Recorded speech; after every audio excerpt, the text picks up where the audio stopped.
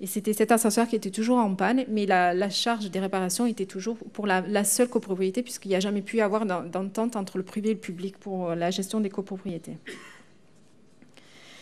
À côté des problèmes de réglementation, l'opération connaît des difficultés financières.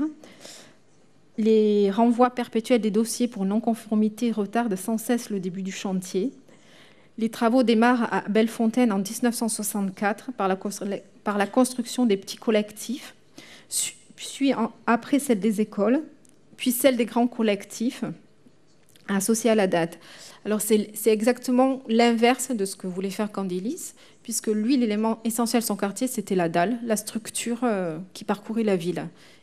Et les autres éléments devaient être rajoutés après autour. Donc là, c'était déjà... Donc le déroulement des travaux a été celui de l'obtention des permis de construire sans tenir compte de la cohérence du projet. 10 ans après le concours, seul le quartier de Bellefontaine est sorti de terre. Et 10 ans, c'était la durée qui avait été donnée pour la construction de l'ensemble de la ville. L'organisme financeur de l'État tire la première sonnette d'alarme en 1968 et en 1975 propose l'arrêt de l'opération du Mirail aux 2 premiers quartiers. Mais le maire de l'époque, qui d'ailleurs s'est fait élire contre le projet du Mirail, le projet Candilis, décide de continuer l'opération, car en fait, il y a trop d'argent en jeu et de financement. Mais évidemment, Candilis est mis de côté, et c'est l'AUAT, en fait, l'atelier d'urbanisme, qui est chargé du développement des autres quartiers. Ah oui, ben j'ai complètement oublié le PowerPoint. Donc, pendant que je vais terminer, vont défiler des photos pour vous présenter un peu les quartiers. Donc, en haut, là, il y a le nom du quartier. Et donc, des images vont tourner. Et ça a beaucoup évolué puisqu'il y a un grand projet de ville qui est actuellement sur le quartier. Bon, je vais essayer d'aller encore plus vite. Donc, Toulouse, le Mirail voit vers la fin des années 70 sa population se renouveler. Votée en 1977, la loi Barre, encourageant l'accession à la propriété privée de type de maison individuelle, permet aux classes moyennes qui étaient quand même majoritaires au Mirail, de partir vivre en périphérie. C'est un véritable bouleversement qui entraîne la paupérisation rapide de ces quartiers et fait des nouveaux arrivants des locataires captifs, c'est-à-dire des locataires n'ayant plus la possibilité d'aller ailleurs. D'ailleurs, rapidement, le Mirail devient pour Toulouse l'endroit où on échoue en dernier lieu. Au début des années 90, un habitant sur 2 est étranger. 20% des actifs sont au chômage. 10 ans plus tard, le taux de chômage atteint des records. Il est en moyenne de 38% sur les quartiers du Mirail. Autant de chiffres qui, selon Marie-Christine Jaillet, qui est géographe à l'Université du Mirail, je cite, « attestent l'efficacité du tri urbain et la relégation des populations immigrées ou d'origine immigrée et ou pauvres dans les quartiers du sud-ouest toulousain. » Fin de citation. Cela évoque en fait la ghettoisation consciente, là je mets un point d'interrogation quand même, du site. L'image de Toulouse-le Mirail est alors tout autre. On ne parle plus de paradis urbain où il fera bon vivre, mais d'émeutes et de voitures brûlées. Mal des banlieues que les journalistes n'hésitent pas à associer à l'urbanisme des grands ensembles en titrant « Le mal des banlieues, la faute aux urbanistes ». Point d'interrogation. L'architecture est aujourd'hui de nouveau stigmatisée pour expliquer des problèmes identitaires, sociaux et sociétaux. Je dis de nouveau car ce sont les mêmes discours qui, 50 ans auparavant, étaient faits pour valoriser les grands ensembles. J'ai évidemment oublié. Deuxième quartier. Donc, était fait pour valoriser les grands ensembles en discréditant la ville ancienne et le lotissement pavillonnaire. On peut dire que la boucle est bouquée.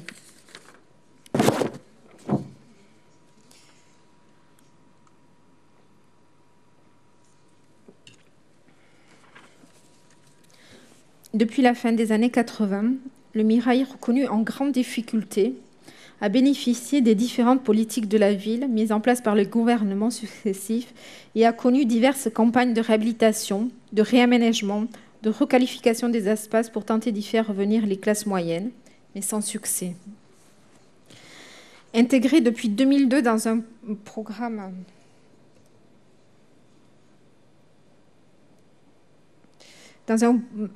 nommé Grand Projet de Ville. Donc ça, c'est le dernier quartier avec l'université. Bon, voilà. Donc intégré depuis 2002 dans un projet nommé Grand Projet de Ville, signé entre la ville et l'État, Toulouse Le Mirail connaît une restructuration générale basée sur la diversification de l'habitat par des campagnes de démolition et de reconstruction. 10% du patrimoine immobilier est en cours de destruction. L'objectif étant de détruire pour reconstruire différemment. Il est évident que ces quartiers ont besoin d'être revitalisés, de sortir de leur isolement, mais est-ce vraisemblable d'imputer à la forme urbaine et architecturale la crise sociale de ces quartiers? Que penser également d'une société qui en arrive à investir autant dans la démolition d'immeubles en parfait état? Peut-on guérir un mal de vivre en décrédibilisant une architecture? En fait, rapidement, le projet de ville qui est actuellement en cours sur le Mirail, j'ai repris le nombre de logements qui est détruit, et donc de renouveler l'habitat et surtout aussi de faire traverser les quartiers par une pénétrante pour que les gens puissent